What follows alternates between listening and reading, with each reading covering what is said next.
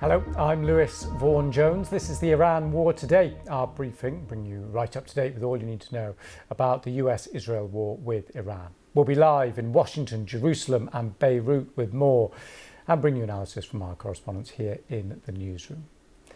Let's start with some of today's key developments. US Special Envoy Steve Witkoff and President Donald Trump's son-in-law Jared Kushner are in Doha to discuss the US-Iran negotiations.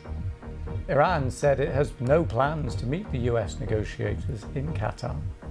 The small Gulf Emirate is mediating talks between the two sides, drawing on its long-standing tradition of diplomacy.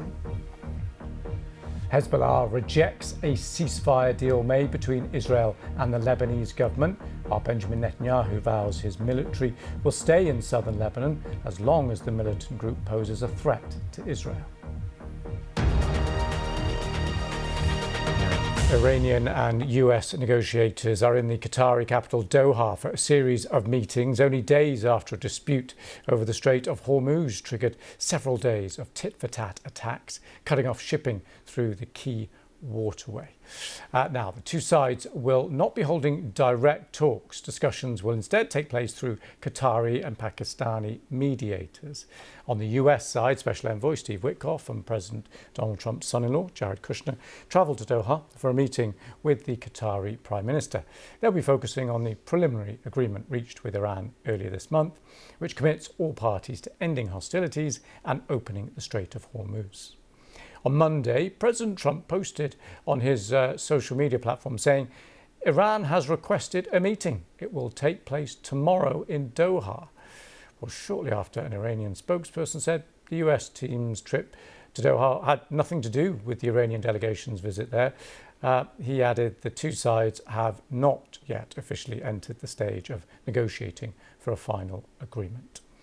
Let's go to Washington. Our White House reporter Bernd Debusmann. Bernd, what do we know about this visit so far then?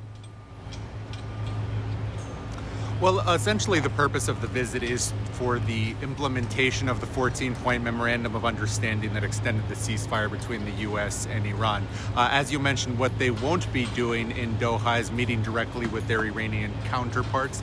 These meetings will take place with the Qatari and Pakistani mediators, but President Trump himself seemed to kind of caution that not much might come of this. Yesterday, when he was in the Oval Office, he said that it might be an important meeting, it might not be an important meeting, but he certainly didn't place any sort of outcome on the meeting. I think for the Trump administration, the main thing they want to see is the implementation of that 14-point plan, particularly as it pertains to the Strait of Hormuz, which of course, as you mentioned, led to some tit-for-tat strikes over the weekend and over the last few days. President Trump is very optimistic, at least publicly, that these talks are going well and that these exchanges of fire are proportional and don't necessarily constitute an end to the ceasefire going forward. But thank you for that. Stay right there, because there's a second issue. The United States top security official has drawn criticism from Iran for his comments on the country's elimination from the World Cup. The head of Homeland Security, Markwayne Mullin, said he danced a happy dance when the Iranian team was eliminated from the World Cup, adding there wasn't a single team that we had to spend more time dealing with than Iran. Well, Iran missed out on qualifying from the group stage on goal difference after having a stoppage time winner against Egypt disallowed for a marginal offside. Let's go back to Bernd now. What's the reaction been there to this? Well, this issue has kind of been in the whole backdrop of this World Cup. The Trump administration and the Department of Homeland Security have alleged several times, without providing any evidence, that members of the Iranian team and members of the coaching staff, for example, that many of them have ties to Iran's Revolutionary Guard Corps. They haven't said why they believe that, but that's kind of humming in the background since the beginning of the World Cup. The Iranian team has had to hold their training camp and stay overnight in Tijuana, Mexico, just across the border from San Diego. And of course, that creates complications when you're playing an international tournament, having to fly into the U.S. The Iranian team at one point alleged that they were harassed just at an airport flying to their game in Seattle. So this is something that's been kind of running for a long few days, and I think the Trump administration very openly is quite happy to be rid of the Iranian team now that they've been eliminated from the tournament. They from the very outset, they seem to put quite strict rules on the movements and travel of the Iranian team coming into the U.S. Of course, this tournament did happen at a time in which the U.S. and Iran have been at war. Thank you, Bernd. Right, let's turn to the talks again now. Iran has previously refused to sit down with Steve Witkoff and Jared Kushner, accusing them of backstabbing when the US and Israel hit Tehran, only hours after the two sides held talks in Oman. That was back in February. We can bring in now BBC Persian special correspondent Kasra Naji. So, Kasra, just talk us through what we're hearing about these talks. Very confusing indeed. But the bottom line is that there's a lot of mistrust between Iran side and Jared Kushner and Steve Witkoff. These two have been negotiating with Iran for months, last year and the year before, and twice Iran claims that in the middle of the talks they broke off and they started a war. So they're not very keen on these two special envoys of President Trump. But nevertheless, there is a need for the two sides to talk, and especially vis-a-vis the Strait of Hormuz that is threatening all this agreement that they have, the initial agreement to end the war. So they need to talk. And today the Iranians were saying that they have no plans to meet directly the Americans at any level anytime soon. But that doesn't mean that there are no talks going on. I suppose what's happening now is that there's the special envoys of President Trump are in Qatar talking to the Qatari mediators, and Qatari mediators are in touch with the Iranians in Tehran, sending messages back and forth. In the meantime, there is a technical talks going on between Iran and the US and the mediators, and that is going on. So there's a technical team in Qatar doing their own thing vis-a-vis the Qataris, but nothing to do with these talks with the special envoys of President Trump. Kasra, thank you very much for that. Now, Kasra there was talking about Qatar, a small Gulf state with a long-standing diplomatic tradition, had previously refused to act as a mediator when Tehran launched those unprecedented aerial attacks against its Gulf neighbours in retaliation for the US-Israeli strikes. However, it has since played an active role in negotiations in recent weeks after an initial ceasefire was brokered by Pakistan in April. Let's speak to our correspondent now, Carrie Davis, who's in Jerusalem for us. Carrie, what do we know about Qatar's role as a mediator here? Well, as you say, from the very beginning, Qatar initially said that they were not going to be involved in this diplomatic engagement, and they said quite pointedly that that was because they were focused on defending their country. Now, that is because Qatar, along with many other Gulf states, found themselves to be subject to retaliatory strikes that were done by Iran after Israel and that Israel-US offensive began at the end of February. That was when, of course, we saw Pakistan enter the fray, and there seemed to be initially a large amount of progress. Of course, we saw the US and the Iranian delegations, senior delegations, meet in Islamabad.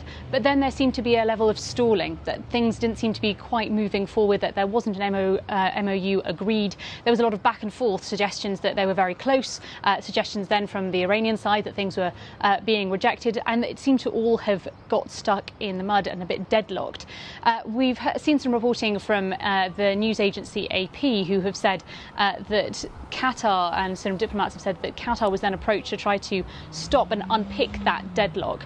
And of course, we know that when an MOU was signed, that Qatar was praised for its role in mediation. Qatar is interesting because, of course, while Pakistan has some skin in the game in this, Qatar has been very severely affected by this conflict and really did want this to come to an end, not least the fact that it's so reliant on on the Strait of Hormuz to export its natural gas.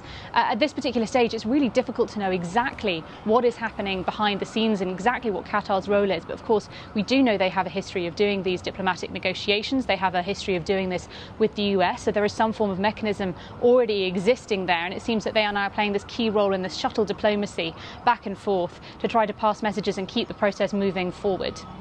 Carrie, thank you. Well, the Lebanese militant group Hezbollah has rejected a security deal signed between Israel and the Lebanese government last week. The Iran-backed group has demanded Beirut abandons its direct talks with the Israeli government, with one senior Hezbollah official saying the deal was effectively dead already. The deal ties Israel's withdrawal from southern Lebanon, which has been occupying, to the group's disarmament, a condition many analysts say is unrealistic. Earlier today, the Israeli Prime Minister Benjamin Netanyahu vowed that his country's military would occupy the area as long as Hezbollah remained, in his words, a threat. Let's cross to Beirut, our correspondent there, Lina Sinjab. So, Lina, was this an expected response?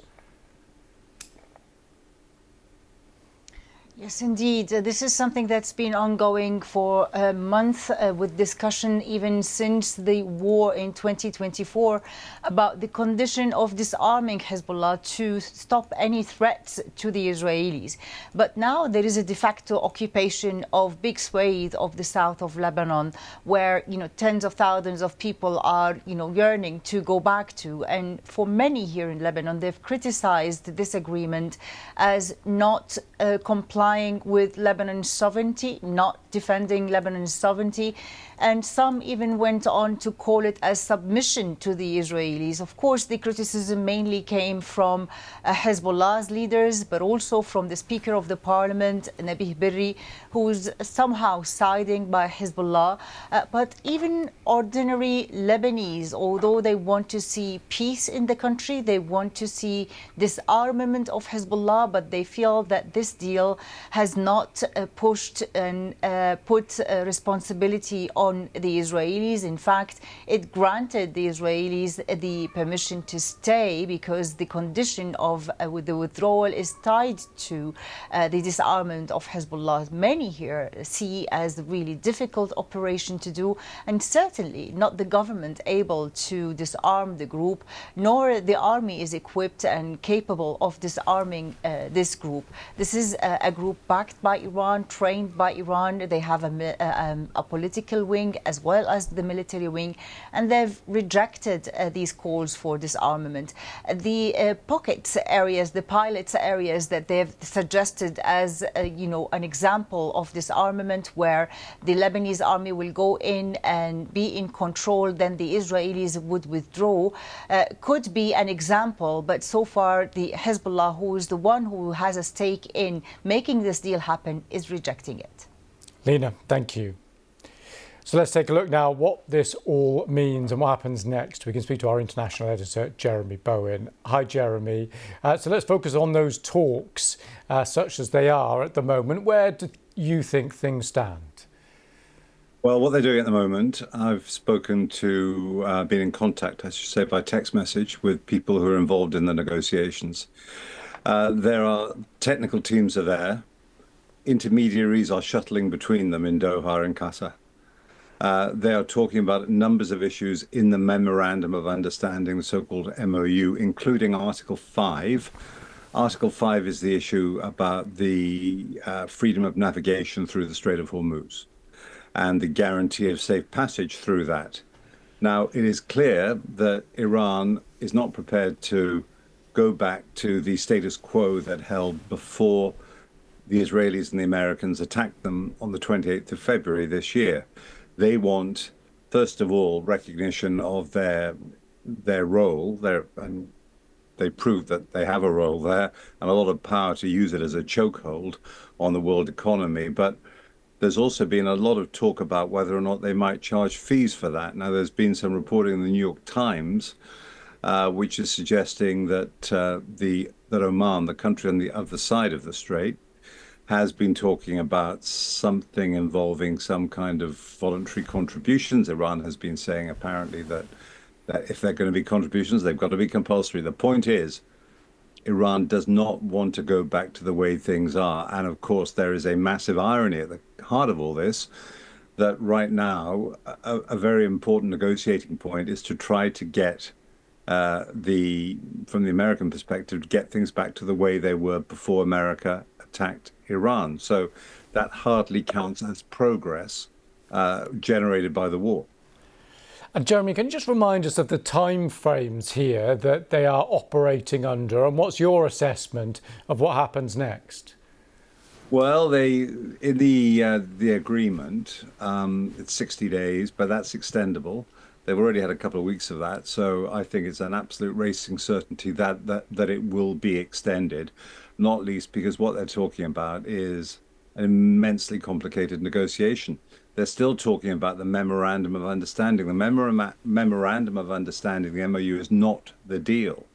It is simply, if you like, an agenda about what it is they're going to be talking about when they get onto the serious negotiations. And the top item on the serious negotiations is, of course, the future of Iran's nuclear plans, which is always denied is for a nuclear weapon. A lot of the other countries around the world, not least the Americans and the Israelis, absolutely did not believe them when they said that. But they seem to have emerged from the war with quite a bit of it still intact. So there's loads of questions about that. For example, what happens to the enriched uranium, which is something which could be used to make a nuclear weapon, the thing that President Trump referred to as nuclear dust. Jeremy, thank you very much for that. Jeremy Bowen there. And whether you've been watching us on YouTube, TikTok, Sounds, radio or TV, thank you very much for your time. Bye for now.